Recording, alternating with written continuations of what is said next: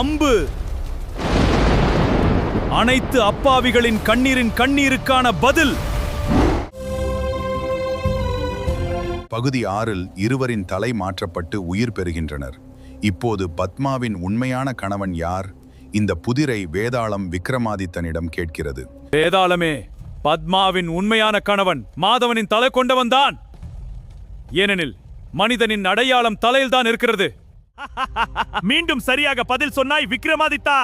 ஆனால் மீண்டும் பேசிவிட்டாய். நான் செல்கிறேன். நில், உன்னை பிடித்தே தீருவேன். உனக்கு பொறுமை மிகவும் அதிகம் அரசே.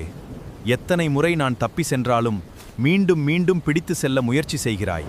உன் பொறுமைக்காக மற்றொரு கதை சொல்கிறேன். ஆனால் நிபந்தனை நினைவில் இருக்கட்டும். உஜ்ஜயினி நாட்டில் ஹரிதாஸ் என்ற செல்வந்தன் வாழ்ந்து வந்தான். அவனுக்கு மகாதேவி என்ற அழகிய மகள் இருந்தாள். மகாதேவி, உனக்கு தகுந்த வரனை தேர்ந்தெடுக்க வேண்டிய நேரம் வந்துவிட்டது.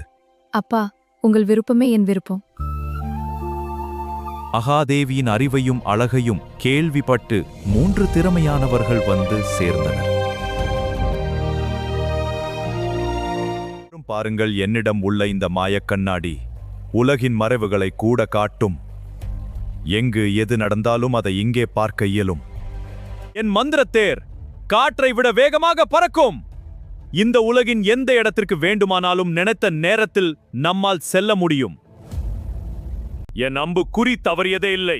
என்னால் எந்த ஒரு கடினமான இலக்கையும் எப்பேற்பட்ட வீரர்களையும் எளிதாக வீழ்த்த இயலும். நீங்கள் அனைவரும் இங்கு வந்ததுக்கு நாங்கள் மகிழ்ச்சி அடைகிறோம்.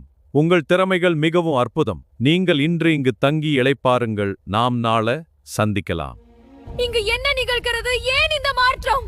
யார் நீ? இனி நீ எனது. அப்பா, காப்பாட்டுங்கள். ஒரு அரக்கன் என் மகளை தூக்கி சென்று விட்டான். என் மகளை காப்பாற்றுங்கள். உங்கள் உதவ வேண்டும். கண்ணாடியே, மகாதேவி எங்கே இருக்கிறாள் என்பதை காட்டு. விந்திய மலையின் குதிரையில் அவள் சிறைப்பட்டிருக்கிறாள். மகாதேவி இருப்பிடம் நமக்கு தெரிந்து விட்டது. தேரே, எங்களை விந்திய மலை உச்சிக்கு அழைத்து செல். இனி நாம் ஒரு நொடியில் அங்கே சென்று விடுவோம். இதுதான் அந்த அரக்கனின் குகை. என்னை காப்பாற்றுங்கள். இந்த உலகத்தில் யாராலும் உன்னை என்றிருந்து காப்பாற்ற முடியாது. அரக்கனே, அவளை விடு.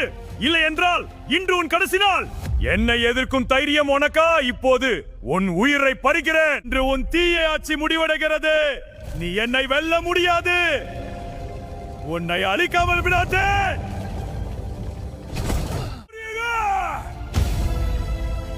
இது உன் முடிவு.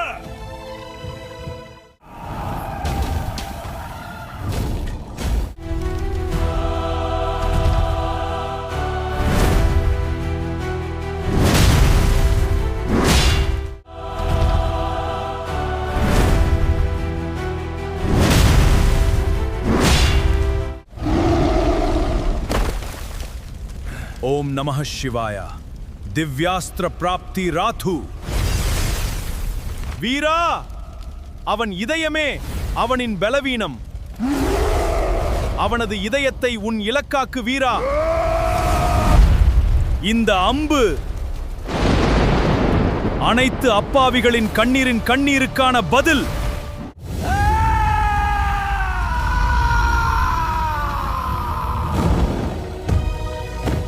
இல்லை என்றால் நான் உயிரோடு இருந்திருக்க மாட்டேன். இனி உங்களுக்கு எந்த ஆபத்தும் வராது. நான் இல்லை என்றால் அவள் எங்கே இருக்கிறாள் என்று தெரியாது. என் தேர் இல்லை என்றால் நாம் இங்கே வந்திருக்க முடியாது. நான் போராடவில்லை என்றால் அவள் உயிரோடு இருக்க மாட்டாள். நானே காப்பாற்றினேன். நான் தான் தகுதியானவன். நானே அழைத்து வந்தேன். நான் தான் தகுதியானவன். நானே கண்டுபிடித்தேன். நான் தான் தகுதியானவன். விக்ரமாதித்தா, இப்போது சொல், மூவரில் யார்தான் மகாதேவியை திருமணம் செய்ய தகுதியானவன்? தெரிந்தும் சொல்லாவிட்டால் உன் தலை சுக்குநூறாக வெடிக்கும். இந்த கேள்விக்கு விக்ரமாதித்தன் பதில் சொன்னான்னா? இல்ல, பதில் சொல்லாம அவன் தலை வெடிக்குமா? உங்களுக்கு இந்த கேள்விக்கு பதில் தெரிந்தால் இளவரசி யாரை திருமணம் செய்ய வேண்டும் என்று கமெண்டில் சொல்லுங்கள்.